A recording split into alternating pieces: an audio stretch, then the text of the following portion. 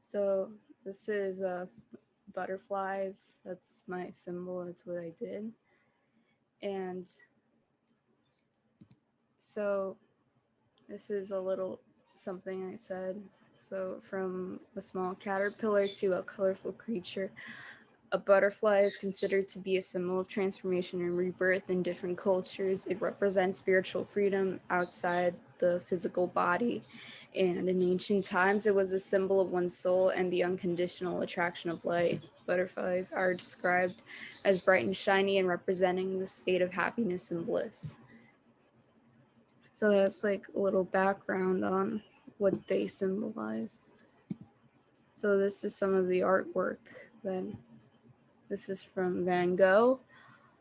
This was actually a series of paintings, and it symbolizes something of, I think, masculinity and like femininity, like that transformation. And I think he made 4 of these. I only put 3 of them, and I couldn't find the other one. So this one was butterflies. I think this is a moth though, but yeah, it's oil on canvas. And then there's this one, which is has some poppies in it. It's also an oil on canvas. And then is also another one. This one's like, I like this one because like the main center, like the main viewpoint is like the 2 white butterflies, and they're just there. Like, and I think that like that simplification is like really cool. Um like that's, I don't know. Then there's a Salvador Dali, which I think like his surrealist paintings, like this isn't really that surreal, but I really like it because like I feel like you can't really tell that this is Salvador Dali, like if it weren't for the artwork, like his like style of artwork. Like I feel like this just looks like a regular butterfly painting, but it's Salvador Dali. And the last one I have is Andy Warhol, which is this is print art of it. There was also some with like the typical um, like different colored contrast tiles, and I thought that was really cool that to see like a different approach for Andy Warhol, because I couldn't tell that this was his at first. And yeah, that's what I have for now.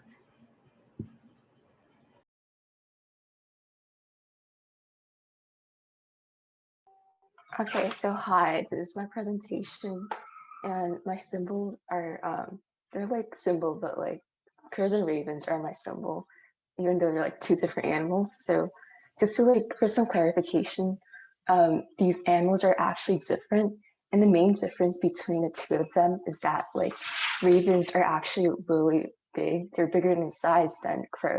So like raven could grow up to like the size of a hawk, which is like, as you can see from the pictures, like 1.5 meters, while crows are actually like smaller than ravens. And like characteristics that they both share are like the fact that they're both really intelligent creatures.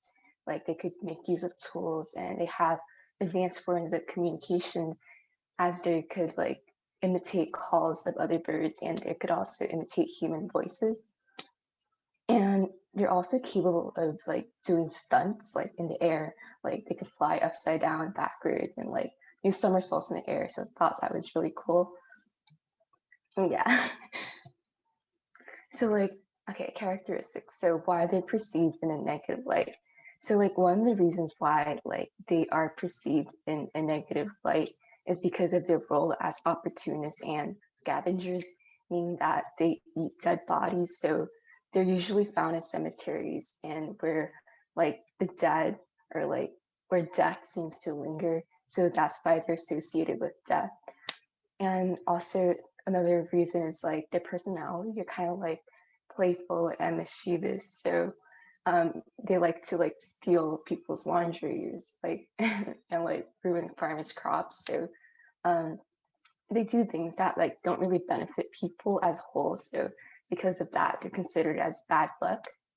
And also lastly, like as their color is like mainly black, right? So like and color does have symbolism behind it.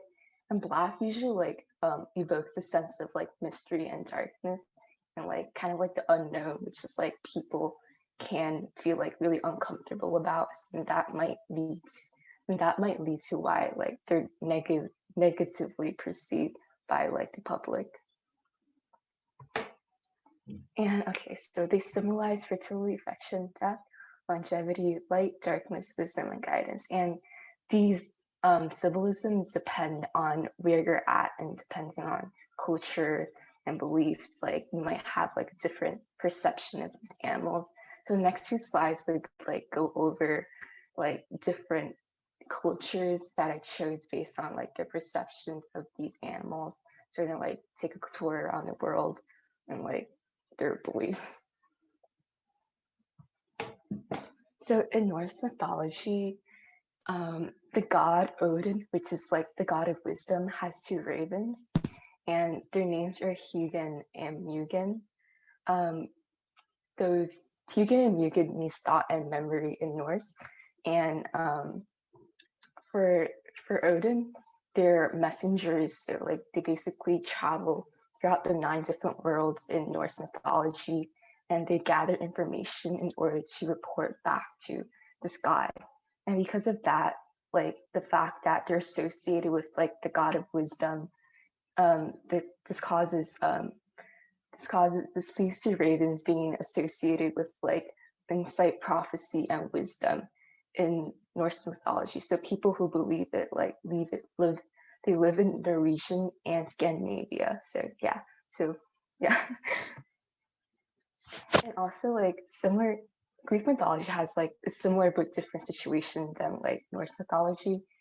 In Greek mythology, they're both messengers, but like in Greek sorry, I'm like kind of stumbling on words, but like in Greek mythology, they're also messengers, but they're like bringers of bad luck and like bad news because there's like a story about Apollo, and Apollo sent like a raven to spy on his lover, and he found out that like she cheated on him, and in anger he turned the raven black, and that led ravens to be associated with like bringers of bad news.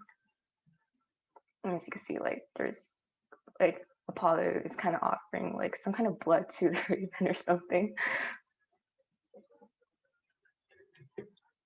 Okay, in Indian folklore, ravens are actually really revered because Indians thought that Indian slash Hindu people who practice Hinduism thought that people are descendants of crows and ravens. So people would pay their respects by going to like celebrations and like festivals in order to offer food to these ravens.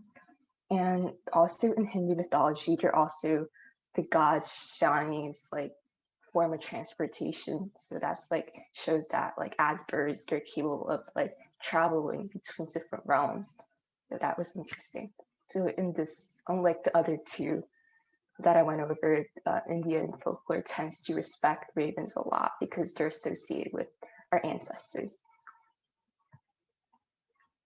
And last, we have like another one, another culture that we have is Native American, and this is actually like I actually got this idea from Kako.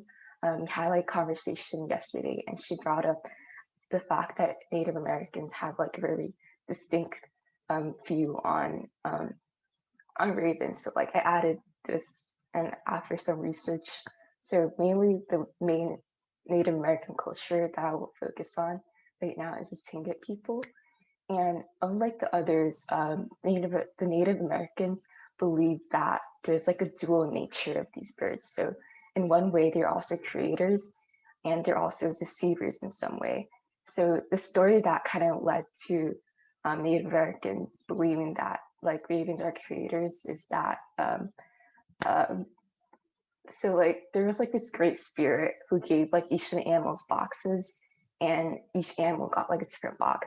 And the seagull got the box of light, but like the seagull was like too selfish to like share the box of light with the rest of the world. So the raven deceived the seagull, causing the box to fall, and all the contents within the box spilled out into the world. So the moon and stars and the sun started like they just spilled out, and then they brought light to this world. So in a way, they're kind of creators in the sense because they're the bringers of light, which is really different from like how people usually like perceive them to be like creatures of darkness and death. So that was really interesting. And lastly, I also read like the Edgar Allan Poe's poem yesterday.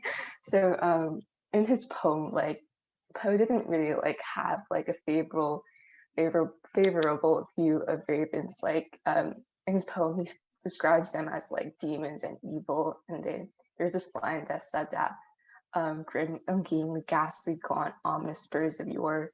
And that does not sound very nice. But yeah, throughout the poem, it's basically about like um, the narrator being haunted by like the death of someone close to him, and like this bird is like a symbolism of like the death and grief and guilt that kind of plagues some narrators. So it's like the narrator would never find peace because of this bird. So yeah, I think that's like the end of it. We have like a thing slide.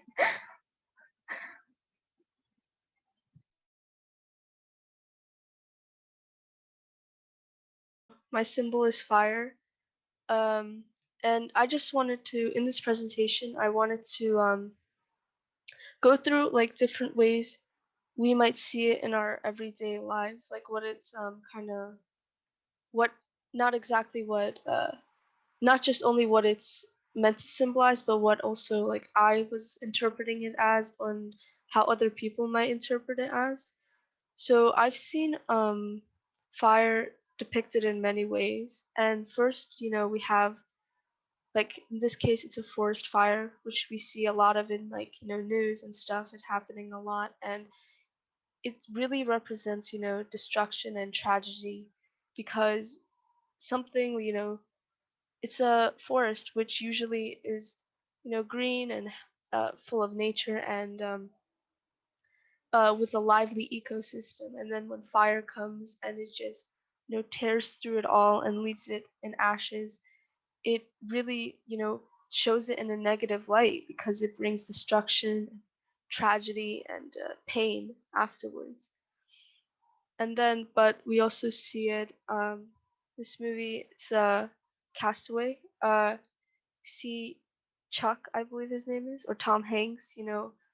When he creates fire for the first time when he is stuck on the island, and you see how he's very excited and happy about it, because this fire is actually, it's almost like he was brought back to his primitive times. So it's very important, and fire was a big part of it. So when he was able to just create this fire, it really just, it's something truly a marvel and amazing to have, because now it unlocks so many new things for him. He's able to have heat, like heat and warmth. He's able to cook. He's able to have light at night, and just a lot of things come with fire. And then again, it's another movie, but it's in this case we see Katniss standing in front of this fire, and it's like destruction in the background, but it's important to see that it's what she wanted, because this tearing down with the fire and destruction, it's almost good because this is what she needed. In the movie, her objective was to kind of tear down the old ways and bring new. So fire also is represented as like a rebirth. The So you know how a phoenix rises from its own ashes. It's kind of in this sense too, because um, it may look like destruction, but it's what she wanted. And then I'm gonna move into paintings now. So first we have a picture of the Great Fire of London, and it goes back to this idea again about destruction, because the previous, in the first and third slide, I explained about how it does bring tragedy. But if we look at London today, we see how it's thriving and it's doing well, and it's although this was a setback, it was also a way to give a new name to London, because now after this they were able to bounce back and create something as great as it is now. Then we have um, this painting by Rene Meg. I'm not sure how to say his last name. I think it's Magret. I can't remember the pronunciation, but he we see he painted um, a bunch of objects being lit on fire, and some of these objects aren't typical things we maybe see like set on fire like this. We have a paper and the like a newspaper on the left side, but there's also an egg and a key. And with this painting, he wanted to achieve by like showing fire back just being used in a way where like it's not normally depicted as. And I think it was very interesting because you wouldn't see a key and an egg lit on fire the same way that you see a newspaper is. And it just brings a new perspective on this idea of what fire actually means, because it's not about the fire being lit this way, it's also representing something deeper. And then another piece by him just shows fire simply existing, and it's sort of like a campfire where um, we see it just in the background, like possibly mountains, and I'm not sure. I wasn't able to find out too much about this piece, but I think it's some sort of a like bird, like a raven, maybe a crow, or uh, just some type of bird, because I wasn't able to find out which. And he it just shows fire in its simplest form, basically, giving all that it does, like resistance, heat, warmth, light, and all these things carry on with fire. So there's good and there is bad. And that's my presentation.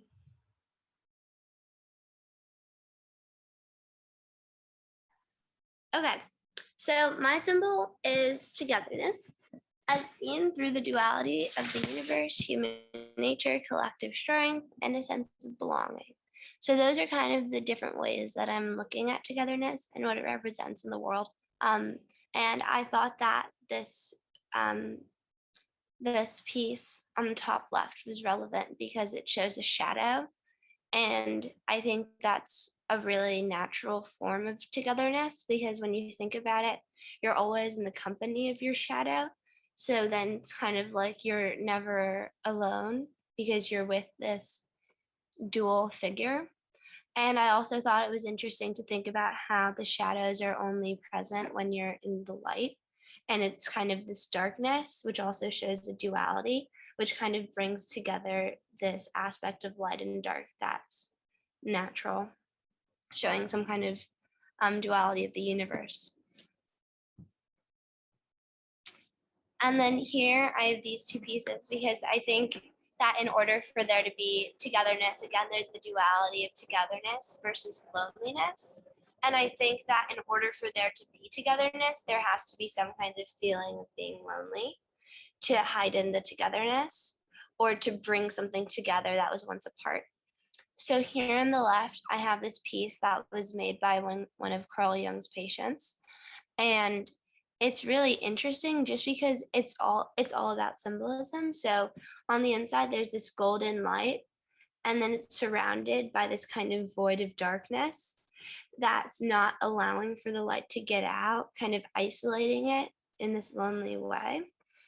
And then it's also So I think there's something called like mercurial strands or something that's like around the type of design that's around the edges that's supposed to keep it afloat in this darkness without um, allowing it to sink down to kind of like the pits of despair and absolute darkness. But it's kind of at this really painful midpoint of just absolute loneliness. And then I also have this image on the right, which is a charcoal drawing of a prisoner in a cell. And then they're looking out of a window at the audience. And it's also really interesting because it's like the eyes are very central in the piece. So then they're looking directly at the viewer, kind of heightening the amount of pain that this person's feeling, because I think they're just really lonely. So yeah. So I want to start it off with loneliness.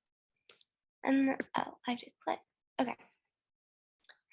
And then I think something that one of the first things, and honestly something that really inspired me to choose the symbol of togetherness, was thinking about birds and fish and different animals and creatures that have really structured and I guess powerful ways of being in the world that are so natural to them.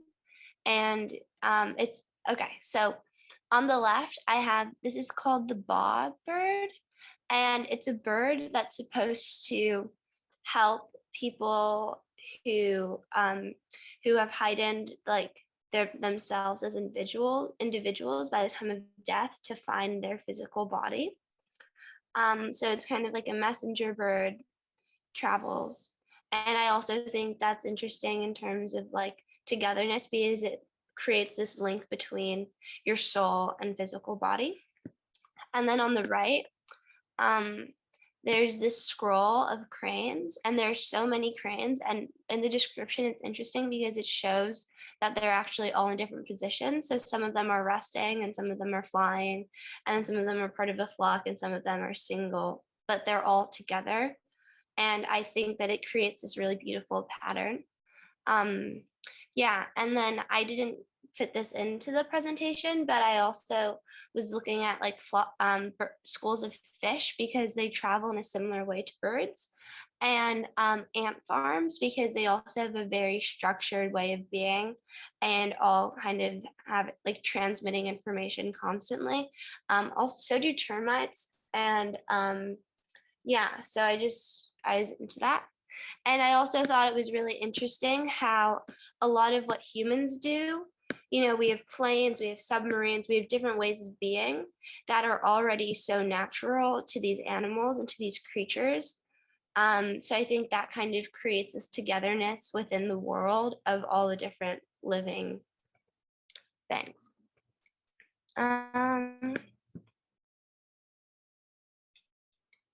And then here, I was thinking of touch and connection because I think that's something that's super important to humans and to feeling close and together with something. So when I was looking in the archives, these two images were actually put together, and I just separated them for the slide. But so this is on the left, it's a photograph of Georgia O'Keeffe and her hands, and she's sewing something. So it kind of shows that she's bringing two pieces of fabric together. And I think that's really significant because it creates this union between things that are separate. And it also could be mending something that was lonely or without its, I guess, capability to be like just mended and together. And I also think, especially since we've all experienced the pandemic now, I think that we see the importance of touch and connection and understanding that and how strange it can be now to like things returning to normal, but then kind of returning to being able to touch and hug. And yeah, and I think this is also kind of like about my sculpture and like finding like the ultimate closeness with someone and kind of just like merging and being so apart that you want to be like the most together that you can be with someone. And then I also put this bone needle because I thought it was interesting too, because in the description on the archives, it said that this had been needles had been around for over 30,000 years. And I thought that was really, that's a long amount of time, but it's also like a short amount of time given everything. But I thought that that's significant to show how important it is for things to come together. And people have been trying to make things come together for at least 30,000 years. So. And then I think now it's interesting too to kind of see over the course of the pandemic how people have been trying to preserve a sense of togetherness. I think that kind of shows the importance of it as a symbol, but also something that's very physical. So yeah, some of the ways that people have been trying to come together have been through Zoom, and then also just through technology in general, which is like kind of insane to think about, and how everyone's so connected because of technology. And then also how we're creating these different ways to, or we had been more because now people are getting vaccinated, but for people to still be around each other, even given like this deadly illness. So yeah, and that's with like masks and social distancing, but still trying to find ways to be together and to reach out to people who are separated. And also, I think something that kind of, I wasn't super happy with this drawing, but it was kind of more like just an idea I was thinking about. So it's a globe, but then there are different people on the globe. So it's like the way that people are trying to stay connected is through reaching out to people in different parts of the world as a way of feeling closeness to that geographical location, but to also the person who's there. So I don't know if that makes a lot of sense, but yeah, so it's kind of just like different ways of trying to come together with people through communication, through touch, through even thinking about them.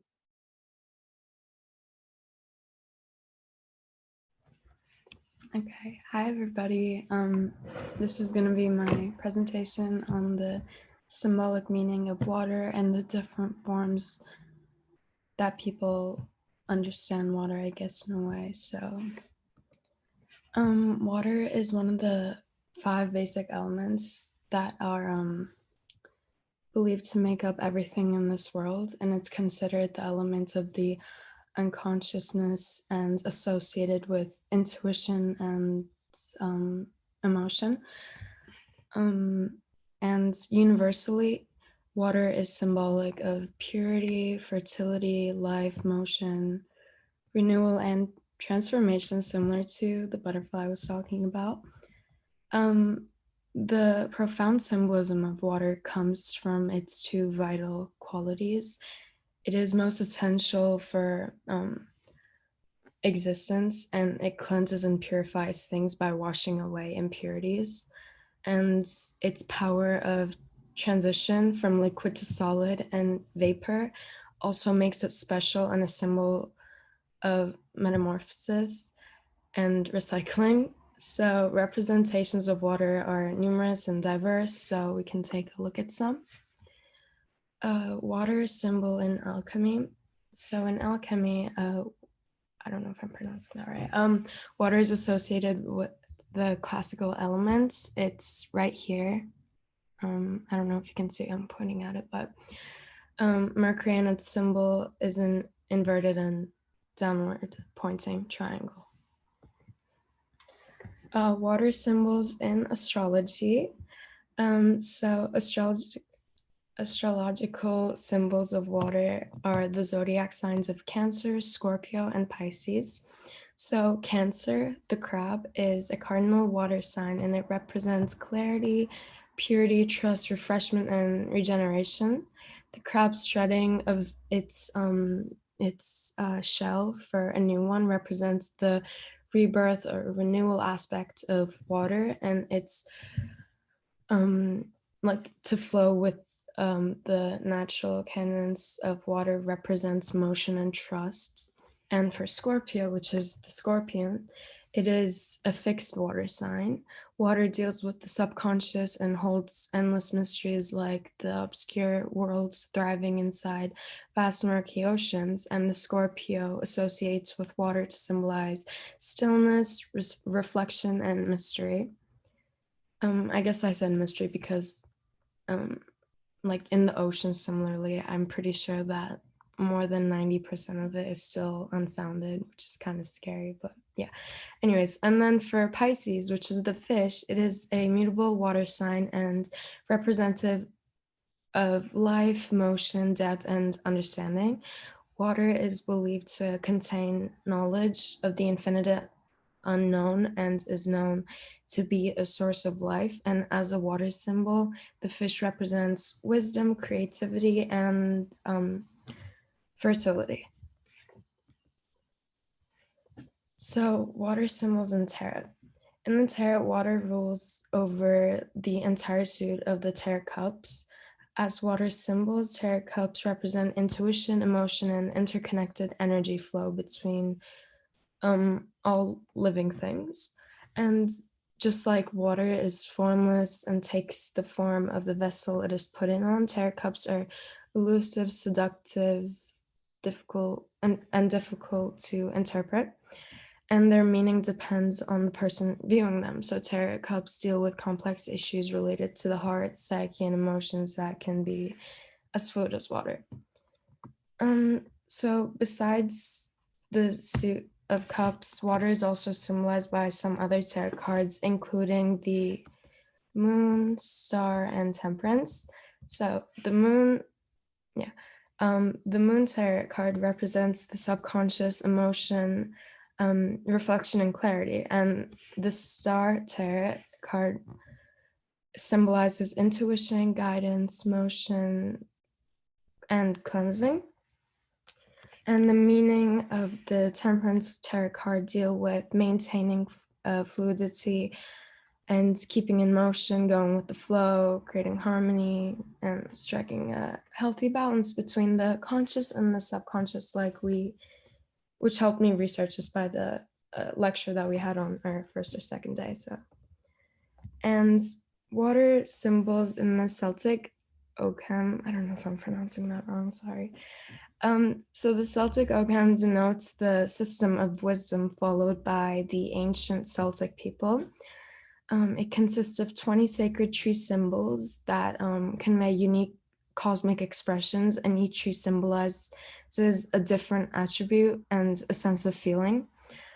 So the tree of Celtic Ogham that are associated with the elements of water are, I'm going to be mentioning willow, reed, and alder. So here's the willow, alder, and reed. So the willow is, with its affinity to watery areas, the willow has been, closely connected with the psychic realm, and it's used in spiritual and metaphysical practices. It symbolizes inspired imagination, growth, clarity, and adaptation. And then for the reed, it's growing in swampy areas. The reed was actually, wrong slide. So the reed grows in swampy areas. It was used by the Celts in many ways, making roofs, cleansing homes, making candles and flutes, etc. And reed's water symbolism includes purification, protection, and clarification. And as for the alder, it is primarily a swamp or wetlands tree. Often its roots are submerged in a watery area, and it provides shelter to fish. Its leaves decompose in water and provide nutrition for water creatures, and alder associates with water by symbolizing life, nurturing, and yeah. And then for this painting by Claude Monet, Water Lilies.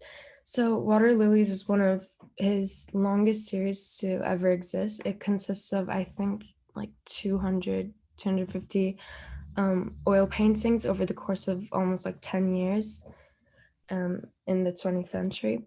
So the pieces in the series were meant to supply the illusion of an endless hole of water without horizon or bank, according to Monet himself.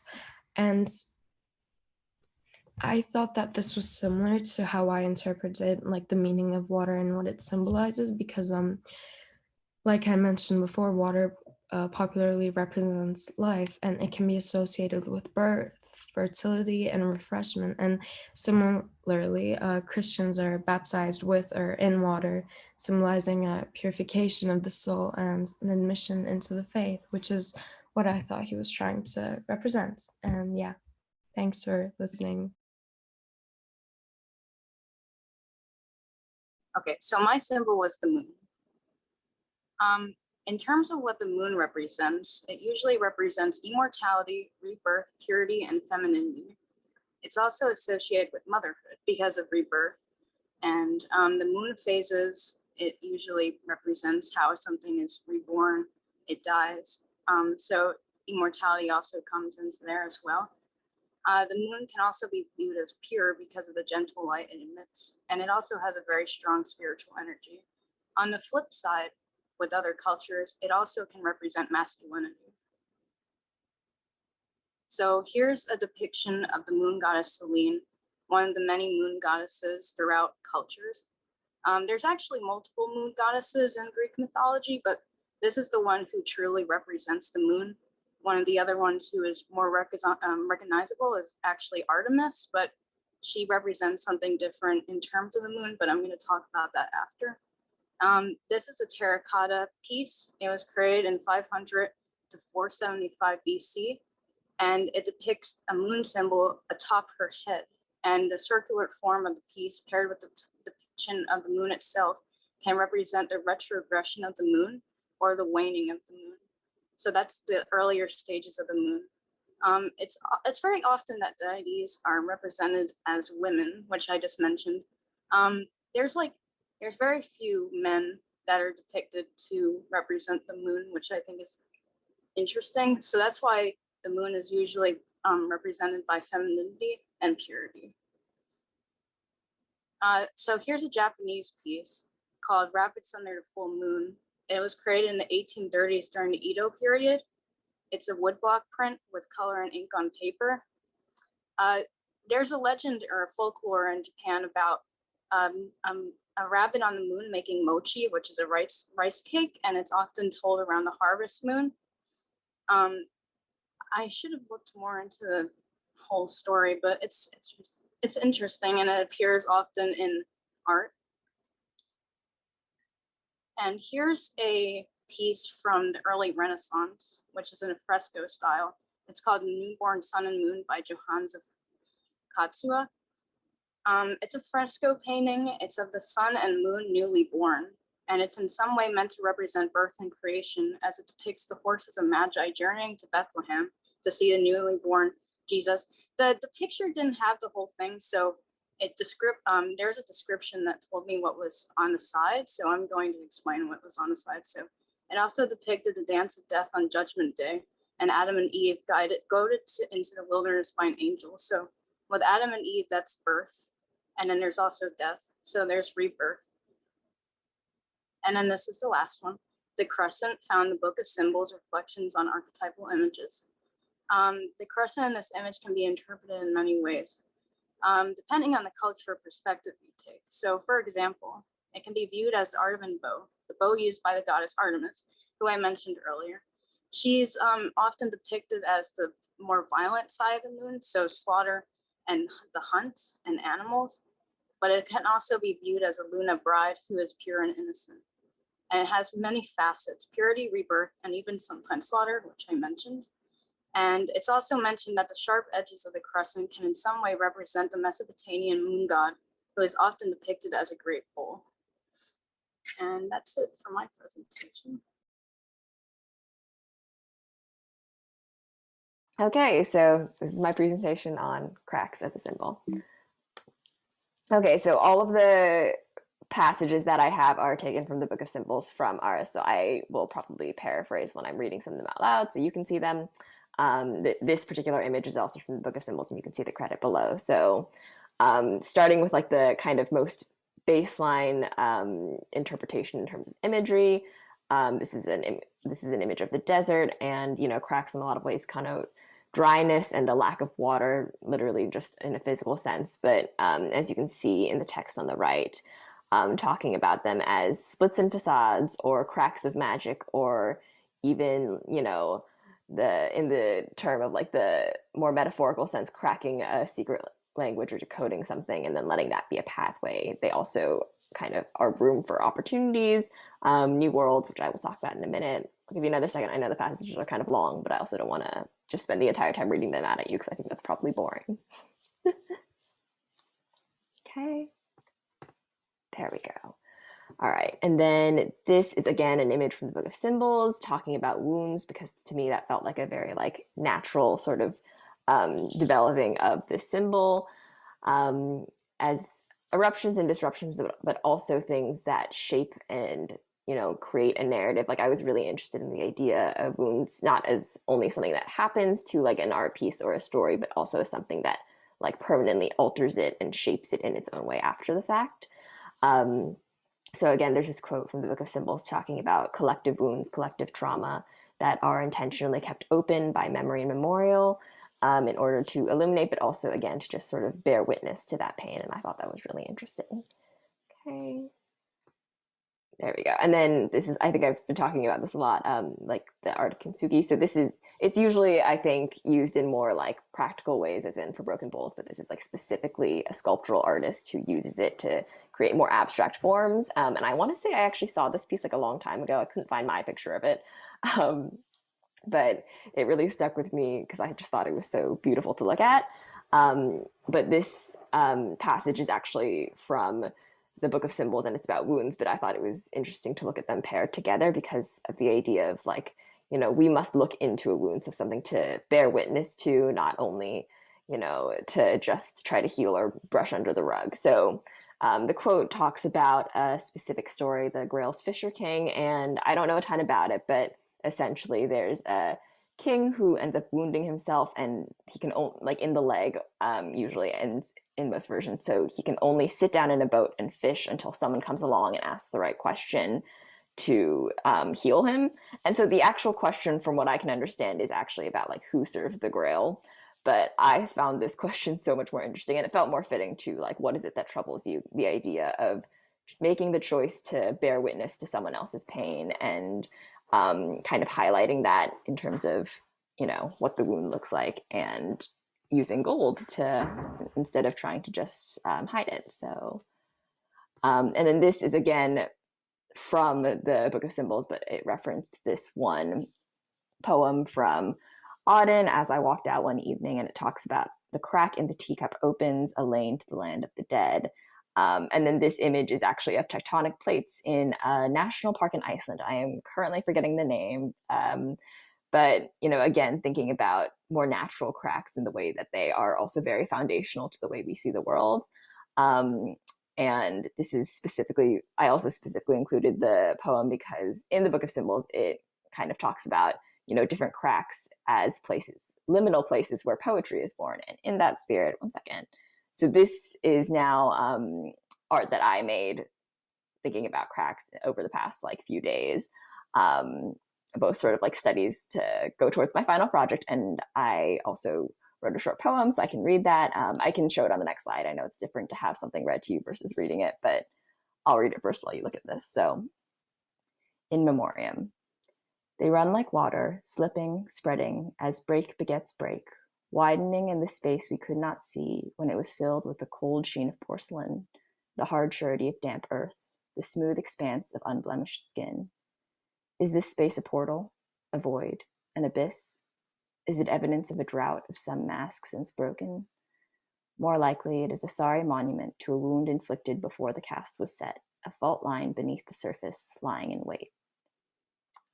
So that was from like literally last night, and I can show it here for a minute, because again, I know it's different to hear something versus seeing it, especially on Zoom after so many presentations. So that's it. I'll leave this up for a minute, but I'll stop sharing so you guys can talk and ask questions.